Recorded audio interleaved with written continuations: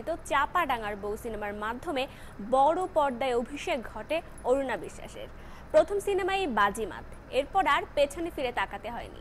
দায়বান শাসন, অবুঝ সন্তান, কৈফিয়ত, ভাঙন নদী, গ্রেনেড, পরশ পাথর, বেনাম বাদশা, চাচ্চু, ত্যাগ সহ অভিনয় করেছেন প্রায় শতাধিক চলচ্চিত্রে। অহংকারের লজ্জা নাটকের মাধ্যমে নির্মাতা হিসেবে আবির্ভাব ঘটে দাপুটে অভিনেত্রী অরুণা বিশ্বাসের। দৃষ্টিদান, দোলন চাপা, বনের পাপিয়া, সুরে একা ছবি, বড় দিদি সহ নির্মাণ করেছেন অনেক নাটক।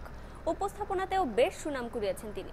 ফুড ক্যারাভান, নাচে গানে নাম্বার 1, আমাদের রান্নাঘর সহ অনেক অনুষ্ঠান উপস্থাপনা করেছেন তিনি। এই মুহূর্তে আনন্দযোগের সঙ্গে যুক্ত হচ্ছেন অরুণা বিশ্বাস। অরুণা বিশ্বাস, শুরুতেই আপনাকে স্বাগত জানাচ্ছি আনন্দযোগে। একসময় বাংলা সিনেমায় আপনাকে বেশ নিয়মিত পাওয়া যেত, ইদানিং খুব কম দেখতে পাচ্ছি, এর কারণ কি?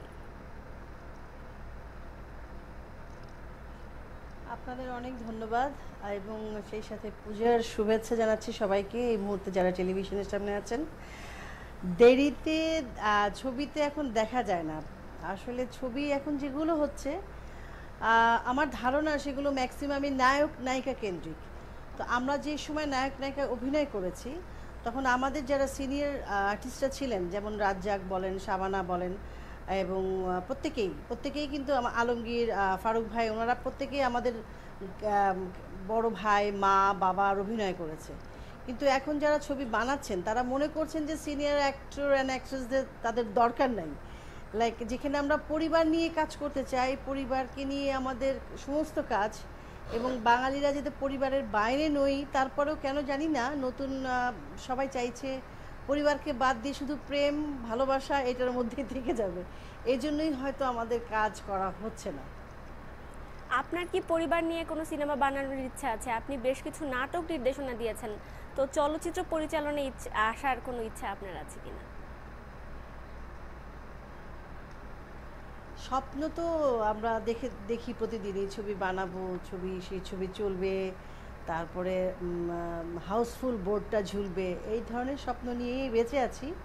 হয়তো করব, হয়তো কখন সেটাও আমি জানি না।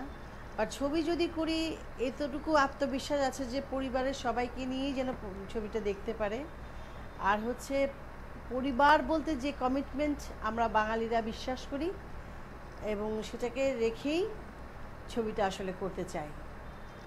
সেজন্য শুভকামনা থাকলো। আর সামনেই তো আসছে পূজা, এই উৎসব নিয়ে কি পরিকল্পনা আছে? পূজা তো অবশ্যই খুবই আনন্দের একটা বিষয়। আমাদের প্রত্যেকটা বাঙালির জন্যই প্রত্যেকটা ফেস্টিভ্যালই খুবই মজার।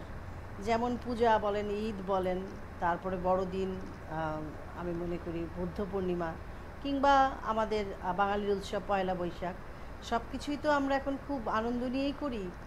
কারণ যেহেতু এখন পুজো এসেছে, তো নতুন কাপড় চোপড় কেনা, বন্ধুবান্ধবকে গিফট করা, পরিবারের অন্যান্যদেরকে এগুলো পৌঁছে দেওয়া, এগুলো চলছে।